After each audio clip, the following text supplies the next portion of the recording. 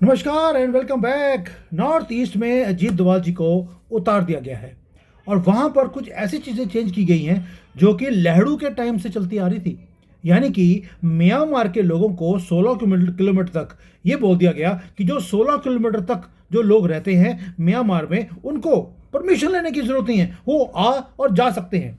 ये कोई गोरियों की स्कर्ट्स थी जिसमें नेहरू जी जाते थे और आते थे। नेहरू तभी नाम दिया था उनका। लेकिन अमित शाह ने और मोदी जी ने एक काम किया, अजीत डोभाल को उतारा, वहां की ग्राउंड की सिचुएशन को नापा और वो अब दो जगह पर अजीत डोभाल जी लगे हैं। एक है बांग्लादेश और दूसरा है मणिपुर के पास जो म्यांमार का एरिया है उसको कैसे कंट्रोल किया जाए। अब इसके पीछे आप सोच के देखिए, प्रधानमंत्री, होम मंत्री, हमारे होम मिनिस्टर, उसके बाद प्रेसिडेंट अजीत डोभाल, उसके बाद हमारे जो एनएसए होते थे पुराने या हमारे आर्मी के जनरल थे उनको वहां पर गवर्नर बना के भेजा गया। इतना कोऑर्डिनेटेड अटैक है बांग्लादेश के ऊपर भी और उधर से म्यांमार के ऊपर, ताकि जो रोहिंग्या के जानवर आते हैं उनको रोका जाए और यहां से बांग्लादेशी जानवर जो आते हैं कॉकरोचों की तरह उनको कैसे रोका जाए। अब आते हैं कि नॉर्थ ईस्ट को गवर्नमेंट ने बनाया क्या।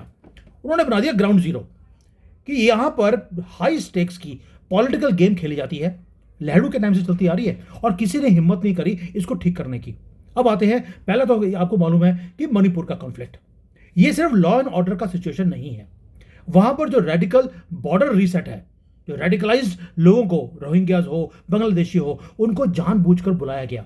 वहां पर मस्जिदें, मदरसे खोले गए। वो लॉन्च पैड बनता है इनको लेके आने का, अंदर संरक्षण देने का और उसके बाद पूरे भारत में इनको स्प्रेड करने का। इसलिए मोदी जी ने, अमित शाह ने किसको भेजा? अजीत डोभाल को। एक मास्टर प्लान क्रिएट कर उनको भेज दिया and all the operations nobody is seeing except Ajit Doval. अब गोल क्लियर है कि जो हमारा डेमोग्राफिक फ्यूचर है इस कंट्री का उसको सिक्योर करना है।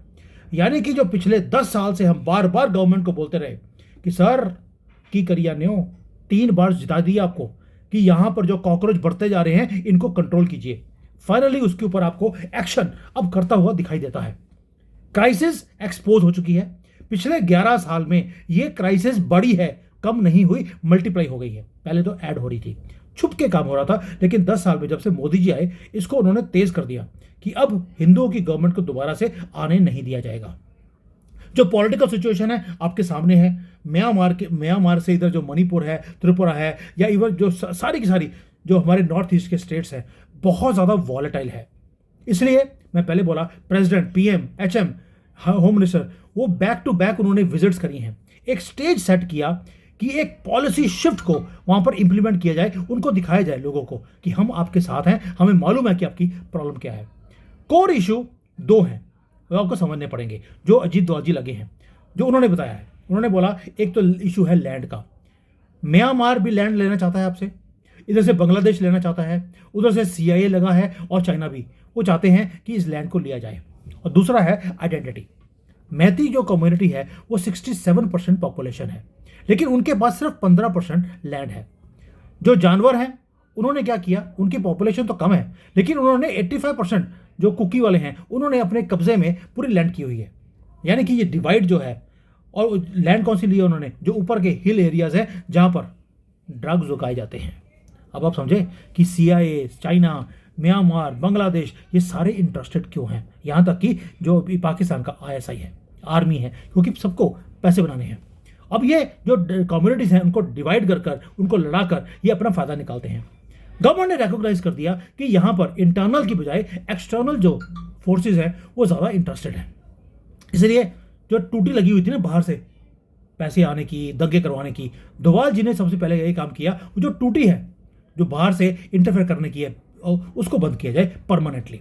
अब इसके लिए 2 काउंटर पंचेस अजीत डोभाल जी ने तैयार करे। पहला क्या है? चैलेंज है कि साइमल्टेनियसली 2 फ्रंट अटैक वो किया जाएगा। म्यांमार के ऊपर ऑलरेडी हमने अटैक कर दिया, ड्रोन से अटैक किया था, और वहां पर जो बॉर्डर है उसको, जो इनस्टेबल बॉर्डर है उसको हमने चेंज करना शुरू कर दिया, यानी कि उसकी फेंसिंग हमने शुरू कर दी। दूसरी तरफ से जो बांग्लादेश से डेमोग्राफी चेंज करने के लिए ये जानवर हमारे कंट्री में आ रहे थे, वहां पर भी अब ऐसी एसआईआर लॉन्च कर दिया, फेंसिंग और भी की जा रही है ताकि ये अब अंदर आ ना सकें, और जो आए हैं वो वापस उल्टे पैर वापस जाएंगे। यानी कि आंसर एक ही है, डिसाइसिव स्ट्रेटजी है against Myanmar and Bangladesh happening at the same time. और अजीत डोभाल को जब लगा दिया तो बड़े बड़ों की पैंटें गिली हो जाती हैं, पाकिस्तान से पूछ लीजिए। अब आते हैं किया क्या। पहले बात तो यह कि म्यांमार में हमने अटैक करके बता दिया कि भैया हम अब एक्सेप्ट नहीं करेंगे आपकी कोई भी धांधली। दूसरा जो मेजर एक्शन है अगेंस्ट म्यांमार वो था नेहरू के टाइम का बनाया हुआ फ्री मूवमेंट रजीम। ये है क्या? फ्री मूवमेंट रजीम ये था कि 16 किलोमीटर अंदर तक कोई भी वीजा लेने की जरूरत नहीं है। नेहरू जी ने बनाया था ये। और उससे क्या हुआ, अब कौन कैलकुलेट करेगा कि 16 किलोमीटर है कि 150 किलोमीटर है म्यांमार से। वो लोग अपने आप आते थे और हमारे कंट्री में रहना उन्होंने शुरू कर दिया। अब हमारे जो होम मिनिस्टर हैं उन्होंने बोल दिया कि पहली बात ये जो फ्री मूवमेंट का रजीम है इसको मैं कैंसिल करता हूं। उसे कैंसिल कर दिया गया है। हमारे इंडियन मीडिया ने इसको कवर किया, मुझे बता देना। दूसरा जो डेमोग्राफी वहां पे चेंज हुई है इसे दोबारा से रिवर्स किया जाएगा। बॉर्डर जो है उसको उसके ऊपर 3 तरफ से थ्रेट है। कहां से? एक है इंसर्जेंसी यानी कि क्रॉस बॉर्डर टेरर, वहां से आता है। दूसरा नारकोटिक्स आते हैं वहां से, और एक गोल्डन ट्रायंगल इन्होंने बनाया हुआ है। और तीसरा इलीगल इमिग्रेशन, वो वहां से लेकर वो यहाँ पर एथनिक जो कॉन्फ्लिक्ट्स होते हैं उसको ये फ्यूल अप करते हैं। अब अजीत डोभाल जी ने कोऑर्डिनेट किया एक सिक्योरिटी एंगल को। पहली बात उन्होंने जो सबसे पहला काम क्या किया, जैसे कश्मीर में जो हाई प्रोफाइल के इनके जो होते हैं ना कमांडर ये वो उग्रवादी, उनको मारा था, वैसे ही अब म्यांमार से जो रोहिंग्या के जानवर आए थे उनके जो हाई प्रोफाइल इंसर्जेंट्स थे उनको मार दिया या उन्हें वापस भेज दिया। पहली बात ये। और उसके जब बड़े बड़े लीडर चले जाते हैं तो ये हेडलेस चिकन की तरह इनकी की पूरी मुहिम वो घूमने लगती है। उसके बाद ईजी होता है इनको हैंडल करना। फिजिकल चेंजेस वहां पर ऑलरेडी दिखाई देने शुरू हो गए हैं। और जो हमारा बॉर्डर है म्यांमार के साथ 1600 किलोमीटर का, उसके ऊपर फेंसिंग का काम शुरू हो चुका है। होगा नहीं, हो गया है। यानी कि जो एरा था नेहरू के टाइम का सॉफ्ट पॉलिसी ओपन बॉर्डर, वो हमने खत्म कर दिया। हर मूवमेंट को रेगुलेट किया जा रहा है। उनको बायोमेट्रिक वीजा मिलता है, एक तरह से बॉर्डर का पास मिलता है, वो आते हैं और पर्टिकुलर टाइम के लिए वीजा मिलता है। After that you have to go back. यानी कि जो पोरस बॉर्डर था उसको आपने सिक्योर कर लिया। ये तो हो गया म्यांमार का। पहले अटैक किया, उनके बड़े बड़े लीडर मारे, भारत में भी और उधर जाकर भी, और उसके बाद वापस जाओ। अब आते हैं बांग्लादेश के ऊपर। बांग्लादेश इंपॉर्टेंट क्यों है? क्योंकि जो बांग्लादेश का थ्रेट है वो अकेला बांग्लादेश नहीं है, थोड़ा डिफरेंट है उसकी प्रॉब्लम। वो चाहते हैं कि भारत को डिस्टेबलाइज किया जाए। फियर है कि चिकन नेक के ऊपर बांग्लादेश की नज़र है कि इसको अगर काट दिया जाए तो पूरा नॉर्थ ईस्ट हमारे से कट जाएगा। अब शाह साहब का भी पॉलिसी उनको मालूम है कि बांग्लादेश क्या सोच रहा है। उन्होंने पहले बात ये बोल दी कि जहां जहां पर फेंसिंग नहीं है उसको फेंसिंग को शुरू कर दिया कि इसको पूरा कीजिए। पहली बात ये, यानी कि जो इन्फिल्ट्रेशन के रूट्स हैं उसको क्लोज किया जा रहा है। दूसरा एनआरसी अब इंप्लीमेंट होके ही रहेगा, अमित शाह जी ने पार्लियामेंट के अंदर बोल दिया। अब ये जो सारी चीज़ें हैं ये इंपॉर्टेंट क्यों हैं और अजीत डोभाल को दिया क्यों?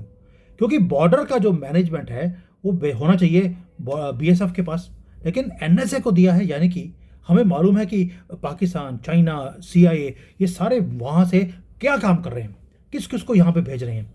तो ये जियो पॉलिटिकल पुशबैक है, ये जो चेस बोर्ड इन सब ने मिलकर बनाई हुई है, इसको अब ठीक करना है। और जैसे ही फेंसिंग का काम शुरू किया, एनएसए को भेजा है बेजिंग के अंदर, उनको मालूम पड़ गया कि उनकी जो स्ट्रेटजी है चिकन नेक को काटने की, दैट इज गॉन।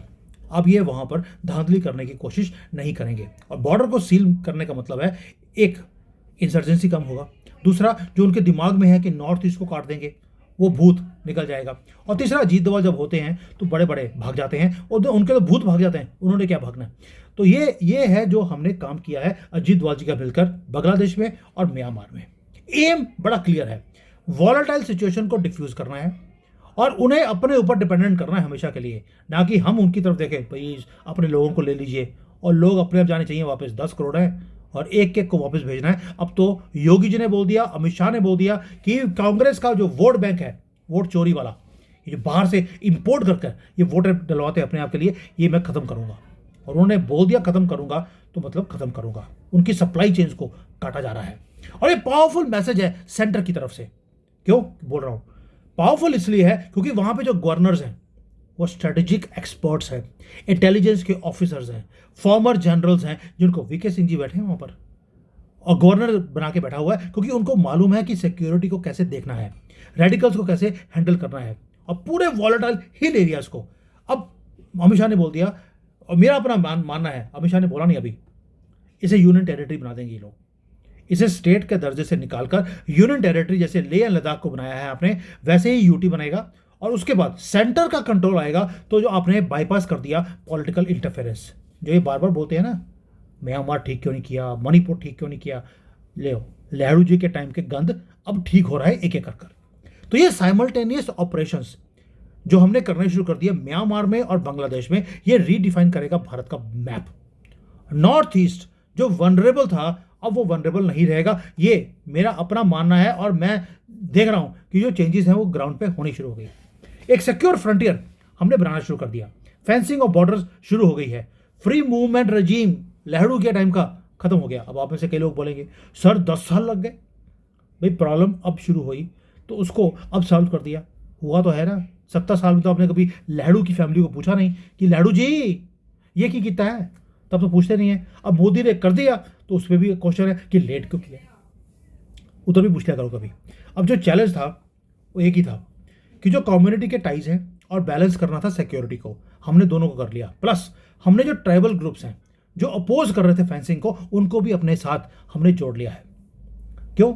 वो कहते हैं कि जब फेंसिंग हो जाएगी तो हमारे रिश्तेदार उधर रहते हैं, हमें उनको मिलना है। भाई उधर मिलने की जरूरत क्या है, उधर चले जाओ ना। मोदी जी ने बोल दिया एक ही चीज़, आपको रिश्तेदारों से मिलना है, अब प्लीज़ उधर जाइए, उधर ही रहिए, और उधर आप सिक्योर फील करेंगे। उसके बाद कोई भी बोला नहीं। वैसे ही जैसे ऑपरेशन सिंदूर में हमने पाकिस्तानी जो यहाँ पे भारत में रह रहे थे उनको वापस भेजने की कोशिश करी, जो पाकिस्तान का झंडा उठाते थे, नहीं गए, रो रहे थे कि हमें पाकिस्तान मत भेजो, रहना यहाँ पर है, पाकिस्तान का झंडा उठाना है। वही चीज़ वहाँ पर भी थी, वही रोहिंग्या के जानवर।